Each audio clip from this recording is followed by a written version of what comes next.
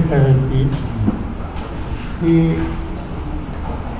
प्रधानमंत्री एक पद एक इन्स्टिट्यूशन आणि इन्स्टिट्यूशन हिची प्रतिष्ठा राखली पाहिजे हे मला समजतं आणि त्यामुळं या पदाची प्रतिष्ठा राखून त्यांनी जी माहिती दिली ती वास्तवापासून दूर असेल तर त्या सगळ्यांचं चित्र तुमच्यासमोर मांडावं या हेतूनच आज या ठिकाणी तुम्हा सगळ्यांना निमंत्रित केले. पहिल्यांदा एक गोष्ट मला सांगायची की 2004 ते 2014 या कालावधीमध्ये देशाच्या कृषी मंत्रिमंडळाची जबाबदारी माझ्याकडे होती आणि 2004ला देशात अन्नधान्याची टंचाई आणि अगदी शपथ घेतल्याच्या नंतर पहिल्या दिवशी मला एक कटू निर्णय घेण्याचे नाईलाज झालं आणि तो म्हणजे अमेरिकेच्या गव्हाचा आयात करणे. पण देशामध्ये स्टॉक्स हे चांगल्या स्थितीत नव्हते. मला आठवते की भाई माझ्याकडे आली आणि 2 दिवस त्याच्यातून काही सही केली. मी विचार करत होतो आणि मी अस्वस्थ होतो की कृषी विभागात देश आणायचा आणि परदेशाचं धान्य आणायचं. माझ्याकडे फाईल पडली होती. 2 दिवसांनी डॉक्टर मनमोहन सिंगांनी मला कॉन्टॅक्ट केलं आणि मला विचारलं कि बाळासाहेब देश की स्टॉक की पोजीशन क्या है ये आपने दिखा. थोड़ी बहुत माहिती आहे पण सखोल माहिती है.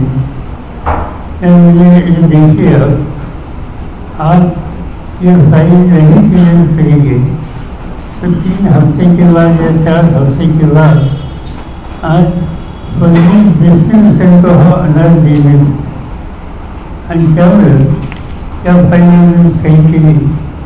हा 2004चा एकंदर देशाच्या धान्य स्थिती काय होती या संबंधीचा एक वस्तुस्थिती हा तुमच्याकडे असतो. अर्थात आयात केली 2004ची त्याची गरज लागली.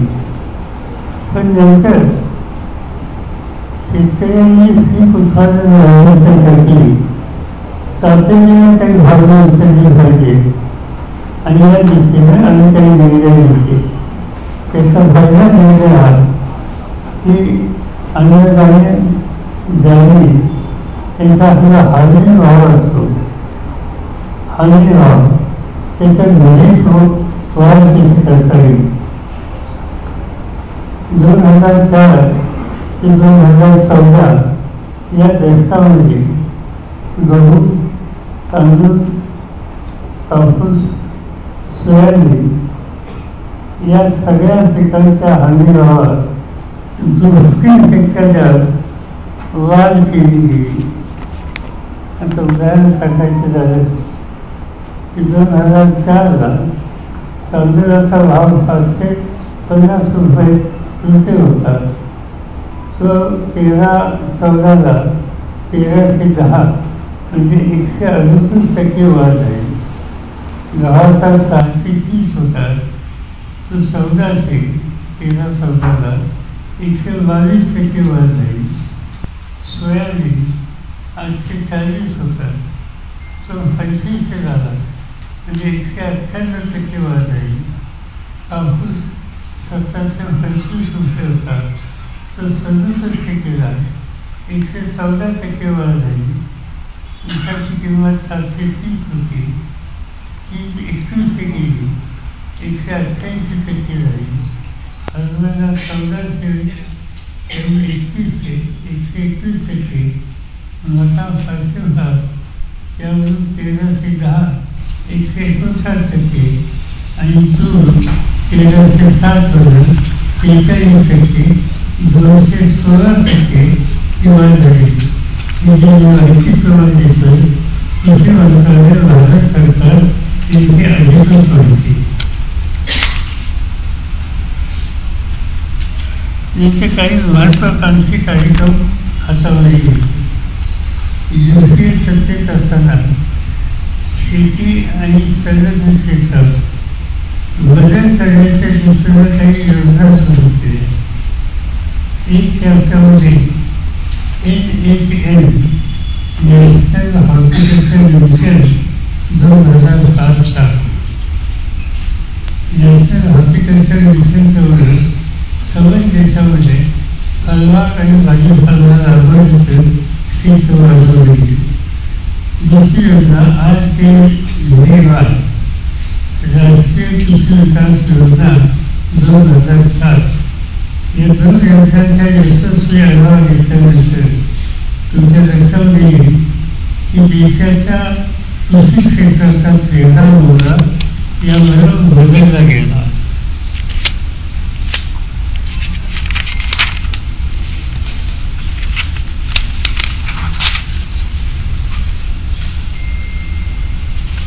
साधारणतः आपल्याकडे अन्नधान्य मिळण्याच्या नंतर ते ठराविक राज्यांचा उल्लेख केला जातो.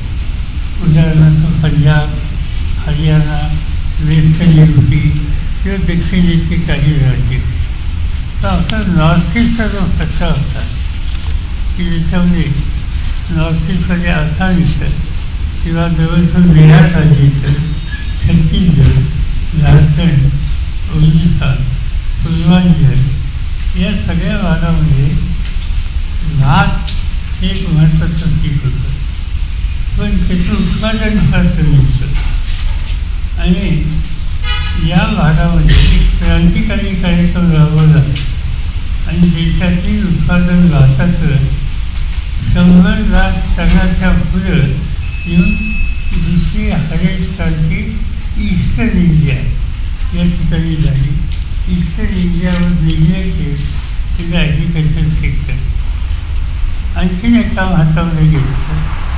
शहरी भागात भाजीपाल्याची विकत लक्षात घेऊन 47 इनिशिएटिव्ह फॉर अर्बन क्लस्टर ही 2011-12 योजना सुरू केली.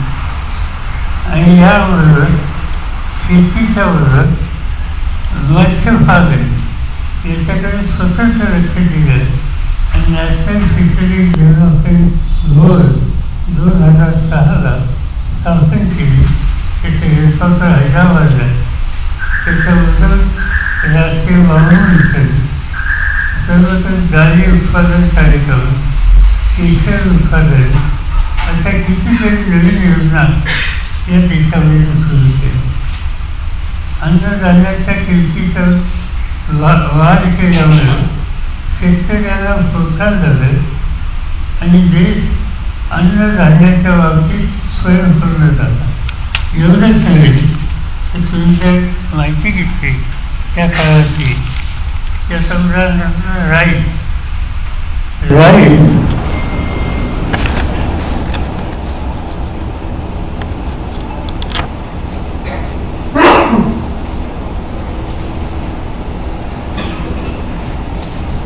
भारताचा जगामध्ये तांदूळाच्या उत्पन्नामध्ये प्रथम क्रमांक झाले. इंडियामध्ये लार्जेस्ट प्रोड्युसर ऑफ राईस आणि इंडियामध्ये second largest producer of wheat असा या देशाचा गती झाला. याच्यावर ऊस, कापूस, दूध, फळे, मासे, भाजीपाला या उत्पादनात सुद्धा भारत पहिल्या 2 ते 3 क्रमांकावर आहे. आता उदाहरण सांगायचं झालं तर फळांचं उत्पादन 45.2 दशलक्ष होतं. 45.2 दशलक्ष टन होतं. ते 89 दशलक्ष टनावर गेले. 45 89 पालेभाज्याचं उत्पन्न 88.3 दशलक्ष होतं, ते 162.9 दशलक्षावर गेलं. या सगळ्या गोष्टीच्यामुळे एकेकाळी आयात करणारा हा जो देश होता, हा देश निर्यातदार झाला. 2003-04 ते 2013-14 या 10 वर्षात शेती आणि संलग्न उत्पादन याची निर्यात $7.5 अब्ज, $7.5 अब्ज याच्यावरून $43.84 अब्ज गेले. 7.5 वरून 42.82 ही माहिती agriculture and processed food product export development authority, ज्याला अफेरा म्हणतात, हा अफेऱ्याने दिलेली माहिती आहे. तिसरा एक अत्यंत क्रांतिकारी निर्णय, शेतकऱ्यांच्या आत्महत्या दरामध्ये सावकारी, खाजगी आणि कर्जबाजारी करा ही मुख्य कारणं, आणि ती रोखण्यासाठी या कालावधीमध्ये 62,000 कोटी रुपयांचं कर्ज माफ करण्यात आलं. यामध्ये 52,000 कोटी लहान व सीमांत शेतकऱ्यांची थकबाकी माफ झाली. 10,000 कोटीची रक्कम OPS-मध्ये म्हणजे तरतूद करून ती सेटल करून माफ करण्यात आली.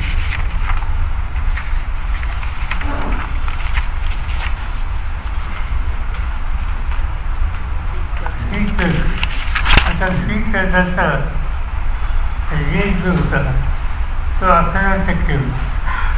तो 11%वरून 4%वर आला. आणि वेळेवर जे कर्ज फेडतात त्यांना 3 लाखापर्यंत कर्ज असेल तर काही जिल्ह्यात 0% व्याज ही त्यांना आकारण्यात आलं. आधी तुम्ही उद्या किंवा सातारा जिल्ह्याची माहिती घेतलेली जर आपण ऐकत ना, तर वेळेवर कर्ज पुरवठा जो करतो त्याला इंटरेस्ट 0. याच्यामध्ये 12-13 एक दुष्काळी स्थिती निर्माण झाली. 12-13 दुष्काळी स्थिती निर्माण झाल्याच्या नंतर केंद्र सरकारच्या वतीनं महाराष्ट्र आणि इतर राज्यांना वस्तुस्थिती बघून कोट्यावधी रुपयांची मदत केली गेली. जनावरांच्या छावण्या काढल्या, पशुखाद्य आणि चारा पुरवला.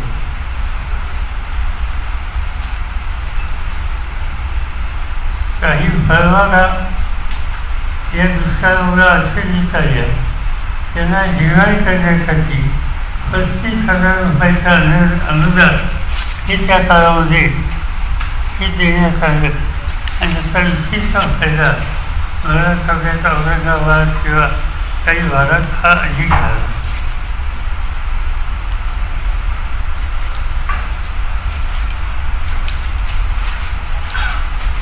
त्याच्यानंतर राष्ट्रीय हॉर्टिकल्चर मिशन, नॅशनल हॉर्टिकल्चर मिशनमधून एक नवीन योजना काढली आणि ती शेततळे फार्म फंड, आणि त्याच्यामध्ये 10.5 लाख रुपयाचं अनुदान शेतकऱ्यांना दिले. त्यावर लाखो शेतकरी देशात होत. आता हे जे काम झालं याच्याबद्दलची नोंद काही आंतरराष्ट्रीय संघटनांनी घेतली. शेतीच्या क्षेत्रामध्ये 2 संघटना अत्यंत महत्त्वाच्या आहेत. एक इंटरनॅशनल राईस रिसर्च इन्स्टिट्यूट, याचे headquarter Philippines. International rice research institute Philippines याने 23 जानेवारी 2012 रोजी संबंध देशाचा असेसमेंट करून मला एक लेखी भाषा पाठवली. ते लेखी भाषा जे मला पाठवलं ते डायरेक्टर जनरल इली फिलिपीन्स यांच्या सहीने झाले. त्याचं नाव मिस्टर रॉबर्ट झेगलर, ZEIGLER. ते भारतात असं म्हणतात, We are thrilled to receive information about the record rice harvest surpassing 100 million tons in India during first season of 2011. I congratulate you and Indian agriculture officials and scientists for this remarkable achievement. This will have a very positive impact on the regional and global food security. The most heartening aspect of the increased production is that a major contribution has come from Eastern India, which was initially affected by the first green revolution. I respectfully invite you to eat. It will give us opportunity to learn from your experiences. हे म्हटलं ईच्या वतीने पाठवण्यात आलं.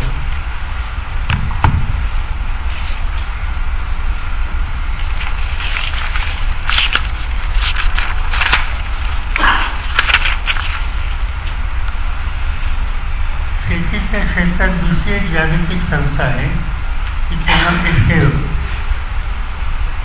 जागतिक अन्न संघटना.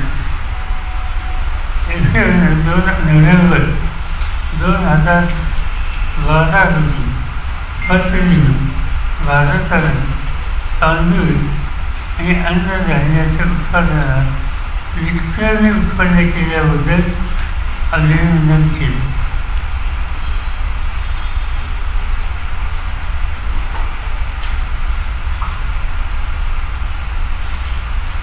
त्यावेळेला जेव्हा मी 2003-04 या कामातून मुक्त झालो, 12चं वर्ष आहे, त्यावेळेला 263 दशलक्ष टन उत्पादन भारतात झालं. FAOने असं म्हटलं आहे, I would like to congratulate your government. I would like to congratulate your government's achievement last year in the stabilizing food prices, improving public food distribution of the food grain for ensuring access to food and nutrition, but especially the achievement of exceeding for the first time in the history 100 million tons of rice production and 250 million tons of food grain. FAO's Rome, it is the Director General, Mr. D. Siegel, यांनी 22 February 2012 रोजी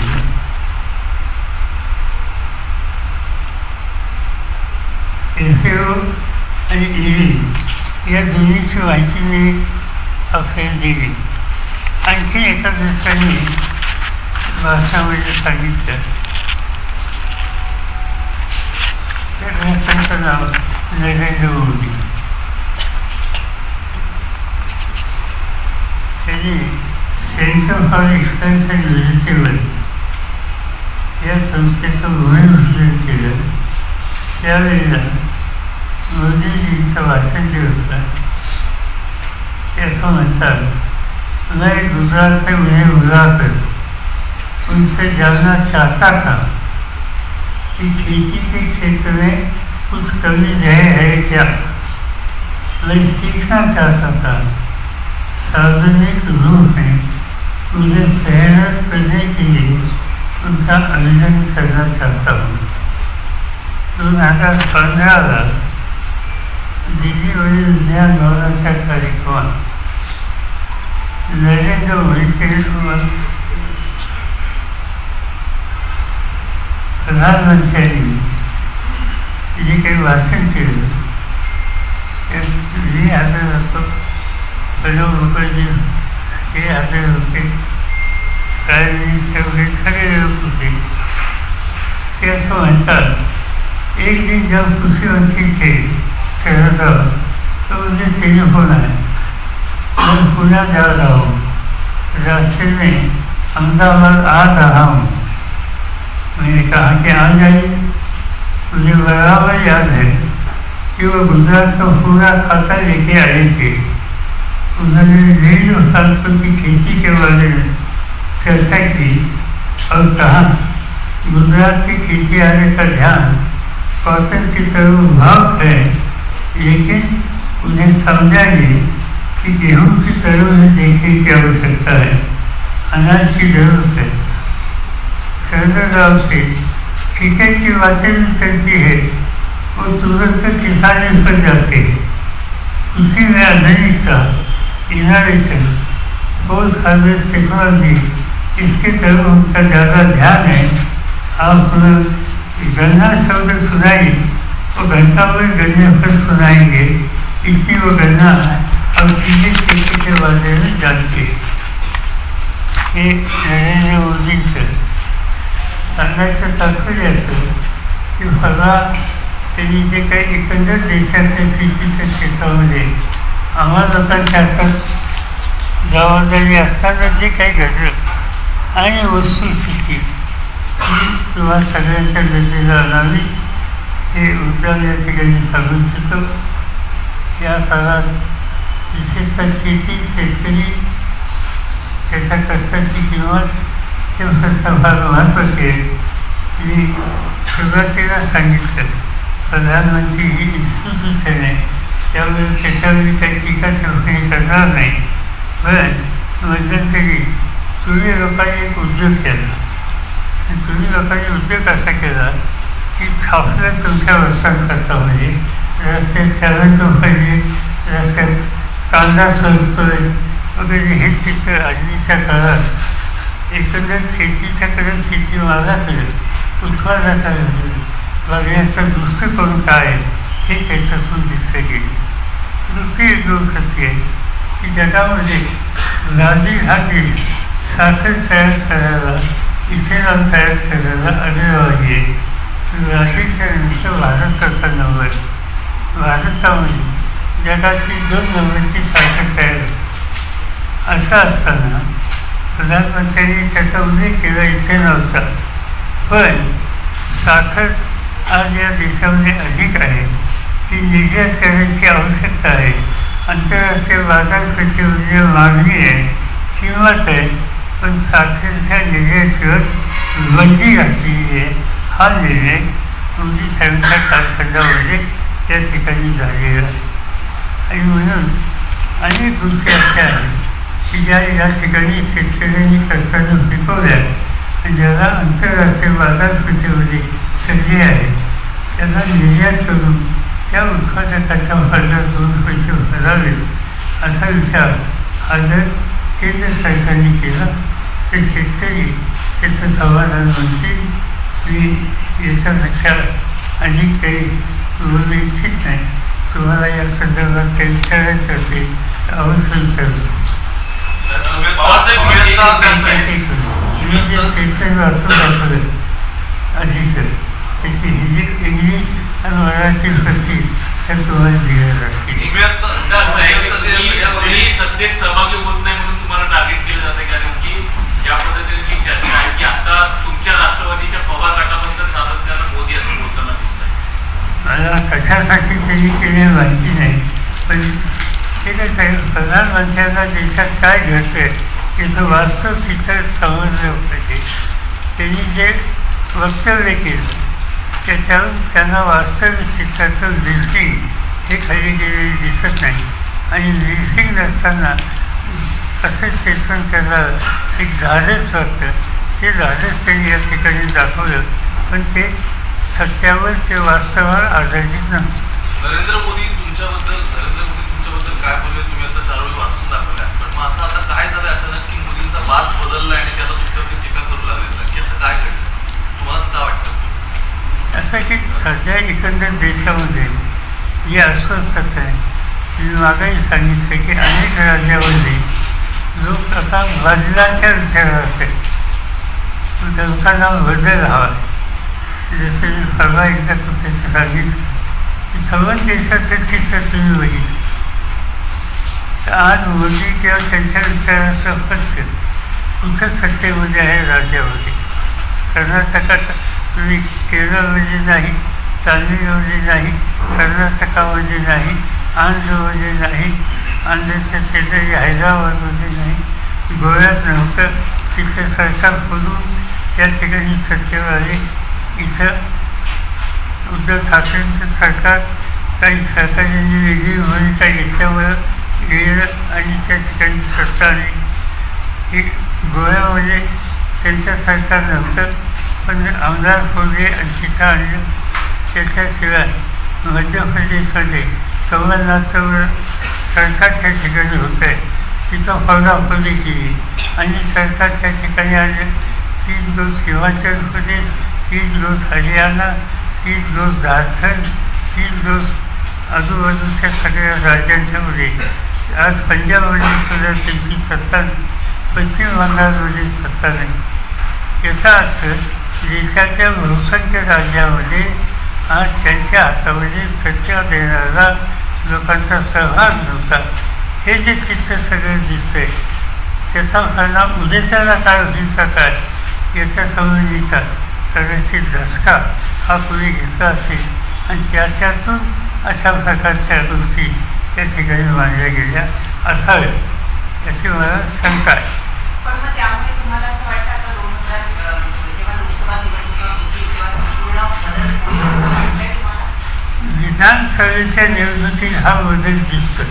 मी एकदम फादरांच्या बाबतीत होईल अशी पूर्ण माहिती घेतल्याशिवाय भाष्य करणार नाही. पवारसाहेब, राज्य दुष्काळाच्या संकटात आहे, मात्र सरकार कुठल्याही बाबतीत याबाबत ठोस निर्णय घेण्याच्या तयारीत नाही. फक्त 40 तालुक्यात दुष्काळामध्ये जाहीर करण्याची सरकारची तयारी. मात्र आता महाराष्ट्र दुष्काळाच्या उंबरठ्यावर असताना सरकार याबाबतीत कधी निर्णय घेईल काय वाटतं आपल्याला? असं आहे की याच्यामध्ये इतका उशीर करणे हेच चुकीचं आहे. दुष्काळाची तत्सम परिस्थिती याचा अतिशय घाईने निर्णय घ्यावा लागतो. पाण्याची व्यवस्था करावी लागते, शाळेची व्यवस्था करावी लागते, अन्नधान्याची व्यवस्था करावी लागते. या सगळ्या गोष्टीच्यासाठी तातडीने जी पावलं टाकली जातात ती या ठिकाणी टाकली गेली नाही. ही चिंताजनक बाब आहे. देशात अनेक ठिकाणी सरकार फोडण्यात आली. देशात भाजपच्या वतीने अनेक ठिकाणी सरकार फोडण्यात आली असं तुम्ही म्हणता. काल एक महाराष्ट्र भाजपच्या वतीने व्हिडिओ ट्विट करण्यात आला होता आणि देवेंद्र फडणवीसांचा तो व्हिडिओ होता. मी पुन्हा येईन नाही तर त्यामध्ये उल्लेख होता. आता शिंदेचं सरकार पडते की काय अशा पद्धतीने पुन्हा एकदा चर्चा सुरू आहे. खरं सांगायचं त्याच्या मी खोलात गेलो नाही, आणि हे सगळं जे काही रिपोर्ट होते ते सिरियस आहेत असं मला वाटत नाही. सर, लोकसभेमध्ये बदल होईल असं वाटत नाही म्हणजे आता तुम्ही म्हणताय माहिती नाही. मी सांगितलं की विधानसभेचे निकाल अनेक राज्याचे बदलाला अनुकूल अशा प्रकारचे आहेत. लोकसभेच्या संबंधीचे असेसमेंट मी घेतले नाही. अनेक राज्याची माहिती माझ्याकडे नाही आहे, पण विधानसभेचा ट्रेंड हा खूपदा पुढे दिसतो. पण ते बदलच होईल या संबंधीची ऑथेंटिक माहिती आता माझ्याकडे नाही. इंडिया आघाडी याच्यामध्ये कुठे कमी पडते असं वाटतंय का की इंडिया आघाडीची ज्यावेळी या सगळ्या प्रश्नाची चर्चा आम्ही करतो की उद्याच्या वेळेस दिल्ली जाणार आहे.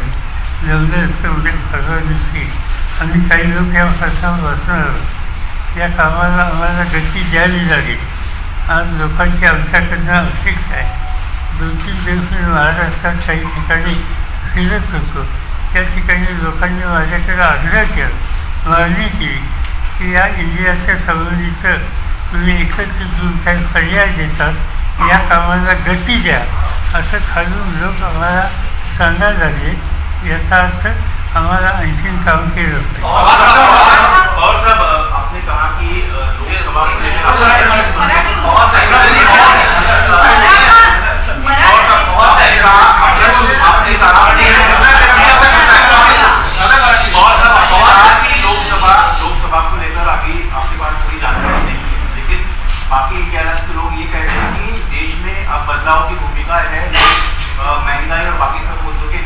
बदलाव करना चाहते हैं, तो आपको क्या लगता है, जैसे कि वो बीजेपी के लोग हमेशा कहते हैं कि विधानसभा में भले ही बीजेपी के खिलाफ लोग हो, लेकिन विधानसभा अलग चुनाव होता है, लोकसभा अलग चुनाव होता है, तो ऐसे में आपको लगता है कि लोकसभा में भी ये बदलाव होगा? मैंने ये कहा कि केरल से ऊपर हिमाचल तक बदलाव हुआ है।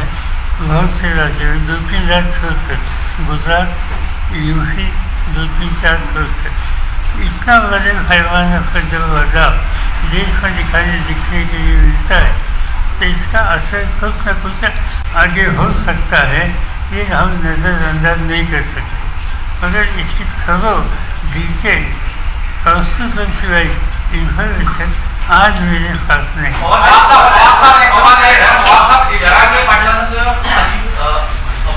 उपोषण आंदोलन पुन्हा सुरू झालं आहे आणि जो अल्टिमेटम आहे तो संपला आहे, त्यानंतर हिंसक पडसाद उमटला आहे। आपलं सरकार नसेल आहे की नरेंद्र मोदींचं चाललंय, आपण आज राज्यात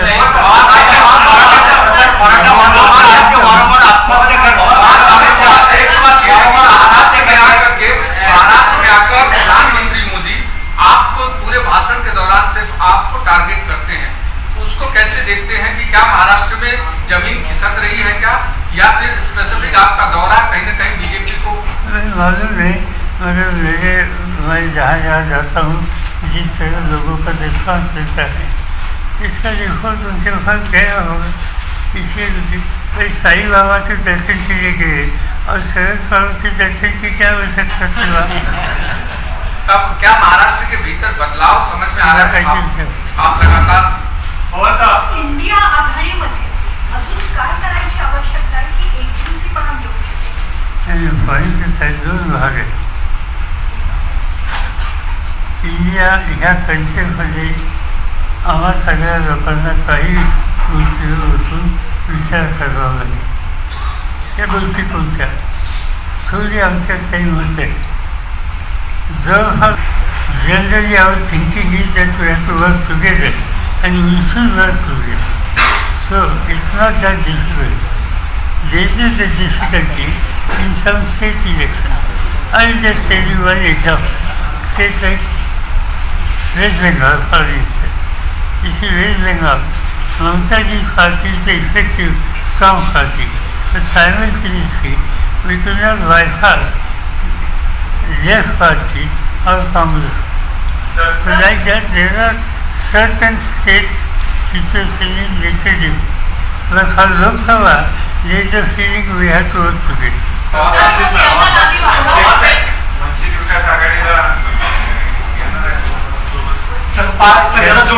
चर्चा काही झाली नाही, पण व्यक्तिगत माझे राष्ट्रवादी काँग्रेसचा अध्यक्ष म्हणून माझं व्यक्तिगत मत असेल, आमच्या सगळ्या सहकार्यांशी बोलावं लागेल, पण त्यांच्या सह पुढे जावं.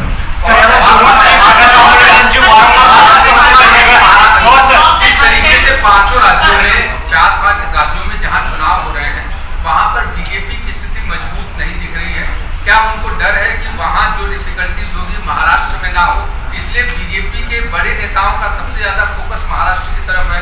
अमित शाह आ रहे हैं, लगातार मोदी आ रहे हैं, दूसरे नेता महाराष्ट्र में आज बार अमित शाह लास्ट इलेक्शन में भी बहुत आए थे, सोलापुर में आए थे, बहुत जगह पर बोले, मगर वहाँ के इलेक्शन के रिजल्ट हम लोगों को फेवरेबल होते, इसलिए वो आते हैं. इसका दुख हमें नहीं है.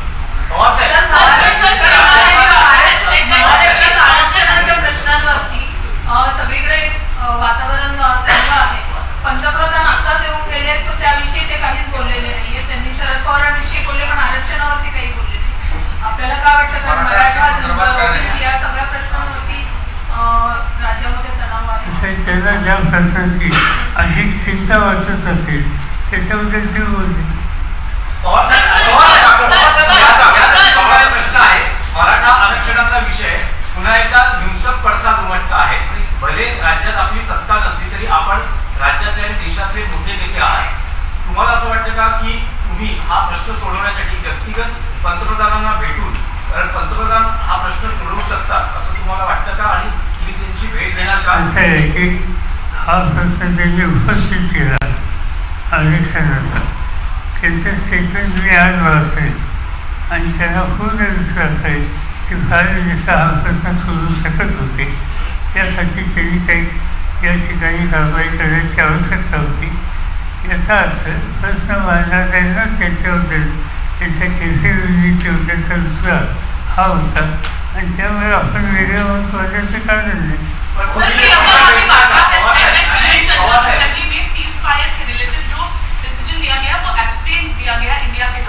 उन्होंने कहा है कि ये देश जो है वो गांधीवादी देश है और जिस तरह से जो यूएन जनरल असेंबली में वोटिंग हुई इंडिया ने एब्सटेन किया वो गांधीवादी के प्रिंसिपल्स के खिलाफ जाए. क्या कहना चाहिए? भारत में आज संयुक्त राष्ट्र में सर वोटिंग हुई कि गाजा में जो है सीज फायर किया जाए, युद्ध विराम किया जाए, मानवता के लिहाज से लोग वहाँ पे बेगुनाह लोग मारे जा रहे हैं. लेकिन भारत ने वहाँ पर एब्सटेन किया, मतलब वो मुस्लिम लीग है, वो उसका भारत का कहना ये था कि वह हमास आतंकी संगठन है, उसका उन पर जिक्र नहीं है, इसके कारण वो भारत वहाँ पर अनुपस्थित रहा. तो इसको लेकर कहा जा रहा है कि हमारी जो नीति थी कि हम गांधीवादी देश है और मानवता की तरफ जब कोई जंग रोकने की अपील कर रहा है तो उसका साथ देना चाहिए. पैलेस्टाइन और गाजा इशू, इस इशू पर भारत सरकार ने इतना कन्फ्यूजन मैंने कभी दिखा नहीं था. पहला स्टेटमेंट जो आ गया प्रधानमंत्री, उन्होंने इजराइल को टोटली सपोर्ट करने की बात की और जब इसकी रिएक्शन दुनिया में और हिंदुस्तान में अलग आ गई, फिर फॉरेन मिनिस्टर ने दूसरी लाइन ले ली और पैलेस्टाइन के सपोर्ट में उन्होंने बातें यहाँ की.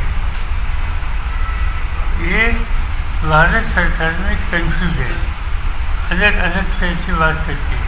जहाँ तक आज तक की हिंदुस्तान की नीति इस विषय में थी, वह नीति पैलेस्टाइन को सपोर्ट करने की थी, इजराइल को समर्थन करने की नहीं थी. जिस तरह से गाजा सेक्टर में हमले हो रहे, हॉस्पिटल में बमबारी हो रही है, हजारों लोग मर रहे, इसका समर्थन भारत ने आज तक कभी किया नहीं. आज यहाँ भारत सरकार की नीति में टोटल कन्फ्युजन. गावागावांमध्ये जे काही नेते जातात त्यांना मराठा आरक्षण प्रश्नी गावामध्ये जाऊन दिलं जात नाही, त्यांना चालवलं जाते. लोकशाहीमध्ये अशा गोष्टी होत्या आहेत. मग काय म्हणतात त्या मराठा तरुणांच्या आत्महत्या होत आहेत, त्या सगळ्यांबद्दल त्यानिमित्तानं तुम्ही काय आवाहन कराल?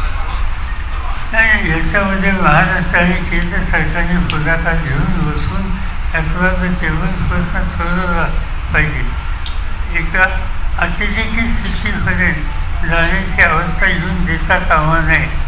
आता गव्हर्नमेंट, मला माहिती नाही त्यांचं काय चाललं आहे, पण बघ्याची भूमिका आहे का काय अशी शंका दिसते. कारण अजून कुठेतरी डायलॉग सुरू केलेला, प्रश्न सोडवायच्या दृष्टीने काही प्रस्ताव दिले असं ऐकायला मिळत नाही आणि हे योग्य नाही. अजित पवार माळेवाडीमध्ये जात होते, परंतु त्यांना तिथे देखील बारामतीमध्ये खुद्द बारामतीमध्ये मराठा समाजाने संपूर्ण विरोध केलेला आहे. उपमुख्यमंत्री अजित पवारांनी तो दौरा जो आहे तो रद्द केला आणि पुण्याच्या दिशेने रवाना झाले. असं आहे की लोकांच्या या प्रश्नात काही भावना असतील तर अशा वेळेला तिथे संघर्ष टाळणं हे शहाणपणाचं असतं. माझ्या मते अजित पवारांनी जो निर्णय घेतला तो योग्य निर्णय.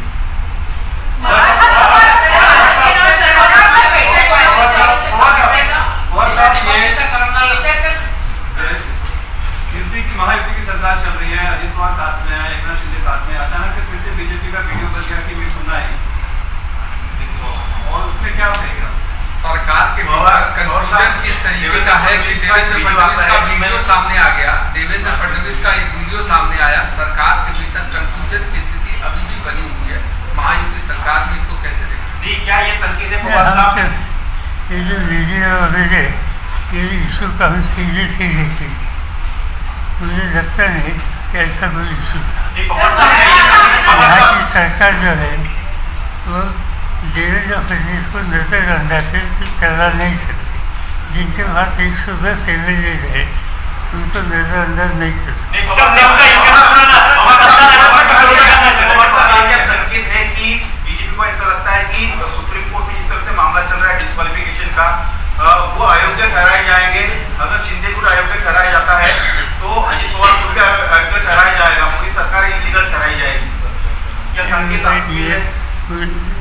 इन लोगों से पूछिए, इसका जवाब मुझे देने की आवश्यकता। मी म्हणतात की 10 लोकांना आमदारांना नगर अंदाज करून चालणार नाही, म्हणजे नेमकं काय म्हणतात?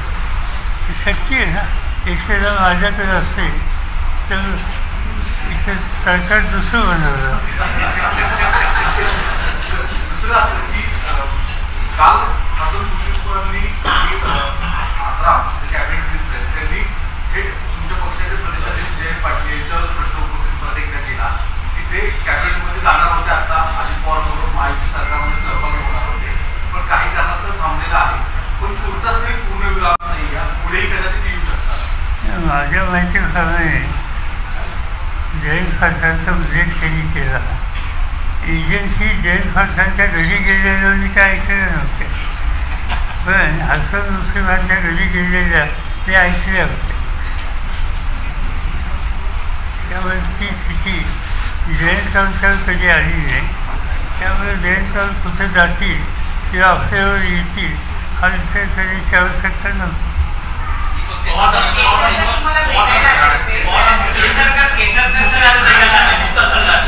और आज से मुस्लिम हक परिषद होने वाला है, जिसमें आप भी सहभागी होने वाले हैं. मुस्लिम हक परिषद होणार आहे त्या इस्लाम जिमखानामध्ये, त्यामध्ये आपण ते जाणार आहे. मराठा रिझर्वेशनचा मुद्दा चालू आहे, धनगर समाजाचा मुद्दा चालू आहे, ओबीसीचा मुद्दा चालू आहे. सध्या मुस्लिम लोक आम्ही रिझर्वेशनसाठी मत उभा झाले. पक्षाच्या नेत्यांना आम्ही निमंत्रित करत आहोत. तुम्ही आला तर बरं होईल, मी जाणार आहे. याशिवाय माझ्याकडे काही डिटेल माहिती नाही. अच्छा, हे तुम्ही सरकारला विचारलं पाहिजे. हा निर्णय घ्यायचा कारण माझ्याकडे नाही आहे, ते तुम्ही विचारा मुख्यमंत्र्यांना.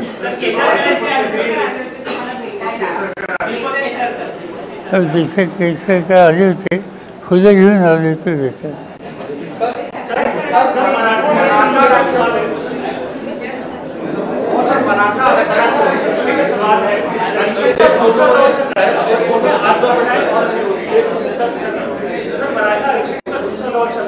और इस आरक्षण की मांग को लेकर आत्महत्याओं की संख्या लगातार बढ़ती जा रही है. इसीलिए मैंने कहा कि आरक्षण की बात हो, ये जहाँ पब्लिक एजिटेशन है, ये एजिटेशन करनी चाहिए, रास्ता निकलना चाहिए. सवाल नहीं.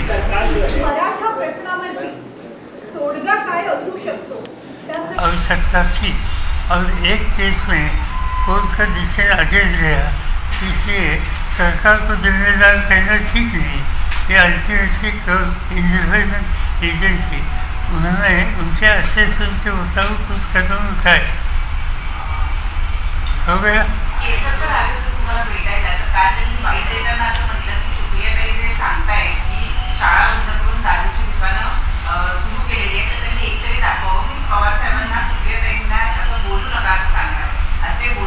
हा विषय करते माझ्याशी कळलं.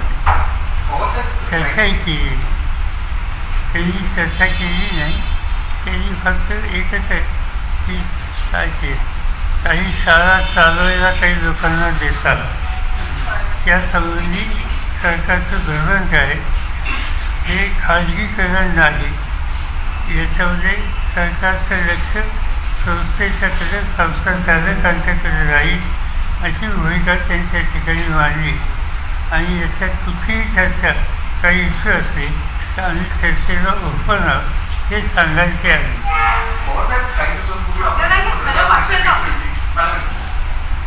काही दिवसांपूर्वी तुम्ही जे पत्रकार परिषद घेतली ती तंत्रज्ञान भरती होती आणि त्याच्यावर फार मोठे आरोप सरकारवर केले की या सरकारमध्ये सर्वाधिक भरती कंत्राट स्वरूपात होती.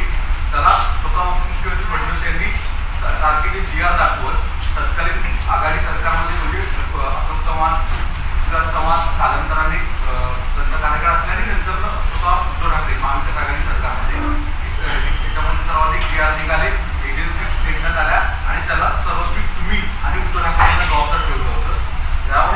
त्याच्यात म्हणजे काही झालं तर सरकारमध्ये मी असताना माझं नाव घेणं त्यांना कौतुक करता आनंद असेल. प्रश्न असा आहे की आज जे मंत्री मला भेटायला आले त्यांनी आणि किती जागा भरणार याची माहिती भरली की आज मी काही सांगू शकत नाही, पण ते स्वतः सांगते. सर, शाळांच्या खाजगीकरणाबाबतची जी सरकारची भूमिका आहे, ते तुमचं काय मत आहे? आज या ठिकाणी शिक्षण मंत्र्यांनी एकच गोष्ट सांगितली, खाजगीकरण याचा अर्थ संस्था चालवण्याच्या सवलतीची जी नियमावली आहे त्याच्यात तडजोड नाही. ही काळजी आम्ही घेणार आहोत. तिथं खाजगीकरणाच्या नावाने सगळं, आणि खरं सांगायचं महाराष्ट्रामध्ये प्रायव्हेट इन्स्टिट्यूशन किती आहे? तुम्ही सगळे शिकला त्या वैद्यक शाळा कुठल्या ना कुठल्या ते असतील, त्या खाजगी संस्था. सर, कंस्ट्रक्शन वर्कर के जो मिड डे मील की योजना भी 1 नवंबर से सरकार से बंद करने जा रही है. 2000 करोड़ रुपए सालाना उस पर खर्च किया जाता था. शिवसेना ने आरोप भी लगाया था कि इसमें भारी घोटाला है. आप क्या कहेंगे सर, इसको क्यों बंद करते हैं? मुझे डिटेल मालूम नहीं इस बारे में, कंसर्न मिनिस्टर को पूछना होगा. नागरीकरणामुळे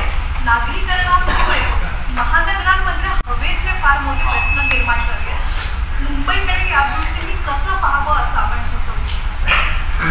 प्रश्न हवेमुळे प्रदूषणामुळे महानगरांमधल्या हवेचा फार मोठा प्रश्न निर्माण झाला आहे.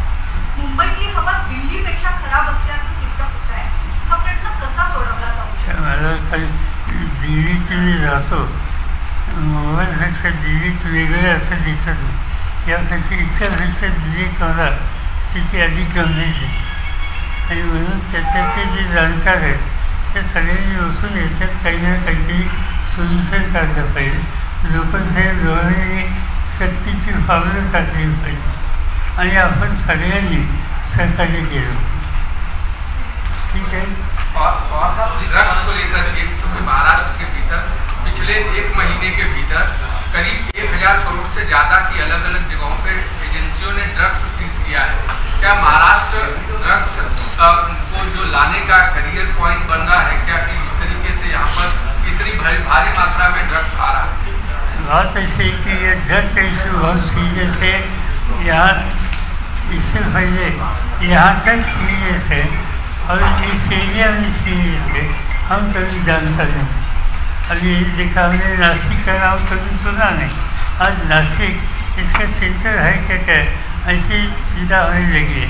पूना में ये सुनते हैं, बॉम्बे में सुनते थे, पर पूना नासिक वगैरह ये सब ड्रग के बारे में इसकी जो इन्फॉर्मेशन सामने आती है वो चिंताजनक है. राज्य सरकार हो या हम सब लोग हैं, हमें सब लोगों ने मिलकर इसके खिलाफ सख्ती से कदम उठाने की जो नीति होगी उसको सहयोग देना होगा.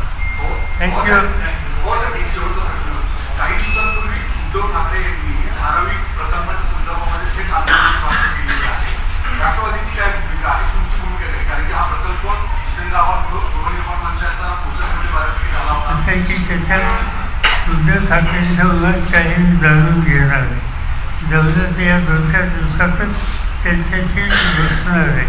मुंबईचा प्रश्न आहे, त्यांच्या घराजवळचा प्रश्न आहे. माझ्यापेक्षा त्यांना अधिक माहिती असल्याची शक्यता नाकारता येत नाही, पण तो समजून घेणं हे माझ्या दृष्टीने अत्यंत गरजेचं आहे. आणि धारावीला सोल्युशन काय असेल की जे लोकांना मान्य आहे, प्रश्न सुटेल, तर ते एकदम दुर्लक्ष करावं असं मला प्रायमाफेची वाटत नाही. पण पवार साहेबांनी भाषणामध्ये आवर्जून उल्लेख केला की पंतप्रधानांचे मित्र असलेल्या उद्योग समूहाला जो काही प्रकल्पाचं हे देण्यासंदर्भात त्यांचा विरोध दिसतो आहे. मला माहिती नसते चालते. पंतप्रधानांचे मित्र याच्यावर बऱ्याच जणांचं काही ना काहीची भाष्य केलं जातं. आता दिवस बदलले, 2 वर्ष होऊन माझाही विरोध पंतप्रधानांचा मित्र म्हणून तो विरोध करत होता. त्यामुळे ते काही फारसं त्याच्यात लक्ष द्यायचं नसतं. थँक्यू.